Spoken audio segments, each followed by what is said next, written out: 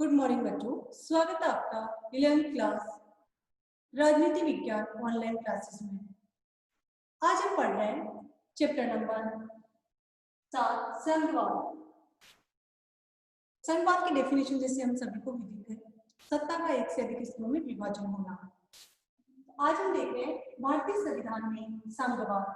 भारतीय संविधान में संघवाद को अपनाया गया है, इसके लिए क्या प्रावधान है और भारतीय संविधान में संघवाद के क्या लक्षण हो सकते हैं। भारतीय संविधान में संघवाद के लिए अनुच्छेद 1, हमारे संविधान के अनुच्छेद 1 में इसका उल्लेख किया गया है। अनुच्छेद 1 के धारा 1 में भारत अर्थात इंडिया राज्यों का संघ होगा। संघात्मक व्यवस्था के लिए, फेडरेशन के लिए जो शब्द काम में लिया गया अनुच्छेद 1 में वो है भारत अर्थात इंडिया एक राज्यों का संघ होगा। अर्थात सीधे फेडरेशन शब्द का यूज नहीं करके राज्यों का संघ शब्द का प्रयोग किया गया है।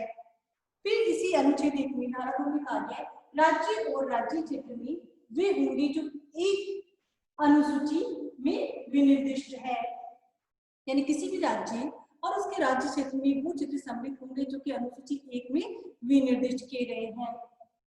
अब शक्ति विभाजन, संघात्मक व्यवस्था का मुख्य लक्षण है शक्तियों का विभाजन करना, शक्तियों का विकेंद्रीकरण करना। तो शक्ति विभाजन किया गया केंद्र सरकार में और राज्य सरकार में। अब शक्तियों का विभाजन 3 भागों में बांट दिया गया है, संघ सूची, राज्य सूची और समवर्ती सूची। तो संघ सूची में वे विषय सम्मिलित होंगे जो भारतीय संसद अर्थात जो देश की संसद कानून बनाएगी, संघ सूची के विषयों पर बनाएगी। राज्य सूची में वे विषय निर्दिष्ट हैं जिन पर राज्य सरकार कानून बनाएगी। इसके अलावा तीसरी सूची होती है समवर्ती सूची। समवर्ती सूची पर केंद्र सरकार और राज्य सरकार दोनों कानून बना सकते हैं। बच्चों, आपने अवशिष्ट शक्तियों का नाम भी सुना होगा। तो अवशिष्ट शक्तियां कौन सी है? अवशिष्ट शक्तियां उन शक्तियों को कहा गया है जिनका उल्लेख न संघ सूची में है, न राज्य सूची में है और न समवर्ती सूची में। अर्थात जिस विषयों का उल्लेख संघ सूची, राज्य सूची, समवर्ती सूची में हो गया है, उसके अलावा जो भी शक्तियां बचती है जिनका इन तीनों में ही उल्लेख नहीं है, उन्हें अवशिष्ट शक्तियां कहा गया है। और इन अवशिष्ट शक्तियों पर कानून बनाने का कार्य हमारी संसद करती है, अर्थात केंद्र सरकार को अवशिष्ट शक्तियां दी गई है।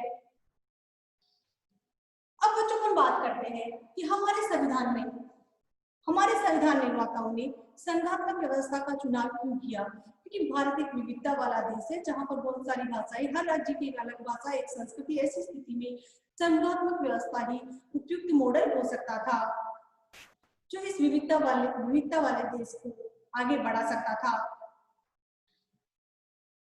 इसके बाद में अगला टॉपिक है सशक्त केंद्रीय सरकार और संघवाद। भारत में हालांकि संघात्मक व्यवस्था को अपनाया गया, लेकिन भारत की जो संघात्मक व्यवस्था इस पर कई बार प्रश्न चिन्ह उठता है क्योंकि इसमें एकात्मक लक्षण देखे जाते हैं। भले संघात्मक व्यवस्था है लेकिन इसमें एकात्मकता के लक्षण नजर आते हैं। डॉक्टर केसी बियर ने भारतीय संविधान को अर्धसंघीय कहा है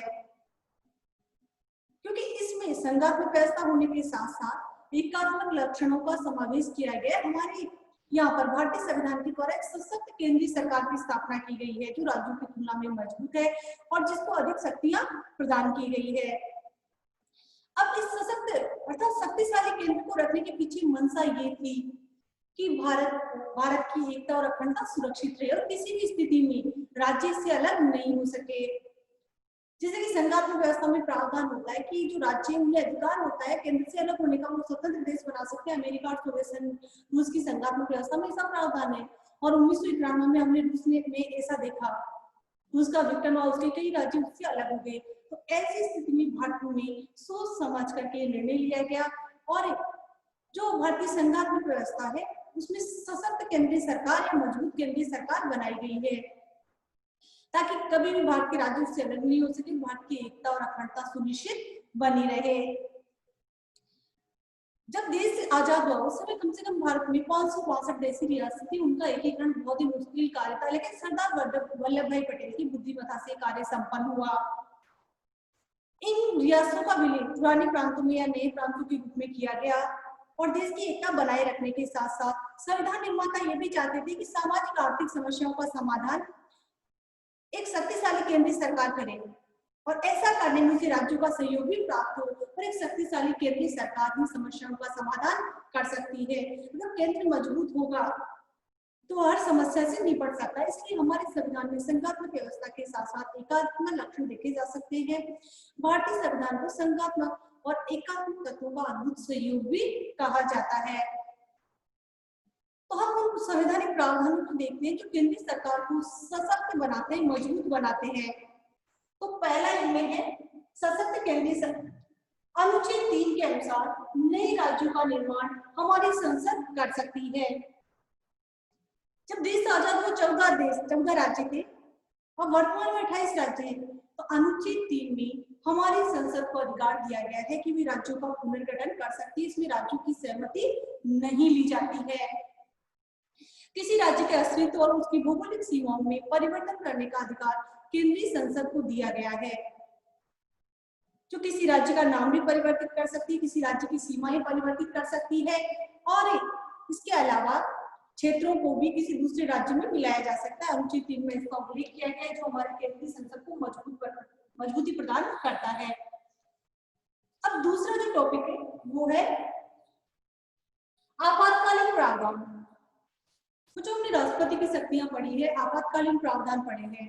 हमारे संविधान में 3 प्रकार की राष्ट्रपति की आपातकालीन शक्तियों का उल्लेख है। अनुच्छेद 352, अनुच्छेद 356 और अनुच्छेद 360। तो ये जो आपातकालीन प्रावधान है ये भी केंद्रीय सरकार को मजबूत बनाते हैं, शक्तिशाली बनाते हैं। जब आपातकालीन व्यवस्था देश में लागू होती है तो केंद्रीकृत व्यवस्था शुरू हो जाती है, राज्यों की शक्तियां समाप्त हो जाती है। संसद की ये शक्ति प्राप्त हो जाती है कि वो उन विषयों पर कानून बना सकती है जो राज्य सूची में दिए गए हैं। तो आपातकालीन प्रावधान भी केंद्र सरकार को मजबूत बनाते हैं। तीसरी जो शक्ति है वो है वित्तीय शक्तियां। वित्तीय शक्तियों में भी केंद्र सरकार को प्रभावी मजबूत स्थिति प्रदान की गई है। सबसे पहले तो आय के प्रमुख संसाधनों पर केंद्र सरकार का नियंत्रण है। आय के जितने भी संसाधन है उन पर केंद्र सरकार का नियंत्रण है। इस प्रकार केंद्र के पास आय के अनेक संसाधन हैं और दूसरी तरफ स्वतंत्रता के बाद भारत ने तेज आर्थिक प्रगति और विकास के लिए नियोजन की प्रक्रिया को अपनाया। पंचवर्षीय योजनाएं लागू की गई और इसमें केंद्र और राज्यों को मिलकर के कार्य करना था। तो जो वित्तीय शक्तियां हैं वो भी केंद्र को मजबूत बनाती है। वित्तीय शक्तियां में महत्वपूर्ण संसाधन भी केंद्र के पास है, राज्य वित्तीय संसाधनों के लिए केंद्र पर निर्भर है। फिर इसके बाद में राज्यपाल का पद। भारतीय संविधान में राज्यपाल का पद, राज्यपाल केंद्र के एजेंट के रूप में कार्य करता है, केंद्र का प्रतिनिधि होता है और राज्य में अगर संवैधानिक प्रक्रिया के अनुसार शासन व्यवस्था नहीं चलाई जा रही है तो वह केंद्र से राष्ट्रपति शासन की सिफारिश कर सकता है। तो राज्यपाल का पद भी वह शक्ति है जिसके द्वारा केंद्र को मजबूती प्रदान की जा सकती है। इसके अलावा कुछ ऐसी परिस्थितियां आ सकती है जब केंद्र सरकार राज्य सूची के विषय पर कानून बना सकती है। वो परिस्थिति कब आएगी? जब राज्य सरकार राज्यसभा किसी राज्य सूची के विषय को केंद्रीय महत्व का घोषित करती, तो ऐसी स्थिति में राज्यसभा के विशेष अधिकार के तहत केंद्रीय संसद राज्य सूची के किसी विषय पर कानून बना सकती है। इसके अतिरिक्त केंद्र सरकार राज्य सरकार को निर्देश दे सकती है। अनुच्छेद 257(1) प्रत्येक राज्य की कार्यपालिका शक्ति का इस प्रकार प्रयोग किया जाएगा जिससे संघ की कार्यपालिका शक्ति के प्रयोग में कोई अड़चन नहीं हो, यानी राज्य का कोई भी कानून केंद्रीय कानून में अड़चन पैदा नहीं करे। संघ की कार्यपालिका शक्ति का विस्तार किसी राज्य को ऐसे निर्देश देने तक होगा जो भारत सरकार को इस प्रयोजन के लिए आवश्यक प्रतीत हो। इसके अलावा अखिल भारतीय सेवाएं, हमने सुना है IAS, ये जो IAS है, IPS है, भारतीय विदेश सेवा, अखिल भारतीय सेवाएं, ये भी केंद्र को मजबूती प्रदान करती है। जिलाधीश के रूप में कार्यरत भारतीय प्रशासनिक सेवा के अधिकारी या पुलिस कमिश्नर के रूप में कार्यरत भारतीय पुलिस सेवा के अधिकारियों पर केंद्र सरकार का नियंत्रण होता है, राज्य सरकार का नियंत्रण नहीं होता। उनका प्रमोशन, वेतन, सैलरी सब केंद्र सरकार तय करती है। इसके बाद में संविधान के 2 अन्य अनुच्छेद 33 और 34 संघ सरकार की शक्ति को उस स्थिति में काफी बढ़ा देते हैं जब देश के किसी क्षेत्र में सैनिक शासन लागू हो जाए। तो ये प्रावधान संसद को इस बात का अधिकार देते हैं कि ऐसी स्थिति में जो है केंद्र या राज्य के किसी भी अधिकारी के द्वारा शांति व्यवस्था बनाए रखने या उसकी बहाली के लिए किए गए किसी भी कार्य को कानूनन जायज करार दे सके। इसी के अंतर्गत सशस्त्र बल विशिष्ट शक्ति अधिनियम का निर्माण किया गया। अनुच्छेद 33 और अनुच्छेद 34 इससे संबंधित है। इससे क्या होता है, कभी कभी सशस्त्र बलों और जनता में भी तनाव की स्थिति उत्पन्न हो जाती है। तो इसमें कुछ संवैधानिक प्रावधान है जो केंद्र सरकार को मजबूत बनाते हैं। हमारे यहाँ संघात्मक व्यवस्था होती हुई भी एकात्मक तत्वों की प्रधानता दर्शाते हैं। तो संघात्मक व्यवस्था हालांकि केंद्र और राज्यों के परस्पर सहयोग के द्वारा संचालित व्यवस्था है, लेकिन भारत में भारतीय एकता और अखंडता सुनिश्चित रहे और 1947 में भारत पाकिस्तान में जैसा विभाजन हुआ फिर ऐसी कोई पुनरावृत्ति ना हो, इसलिए केंद्र को मजबूती प्रदान की गई है। Thank you.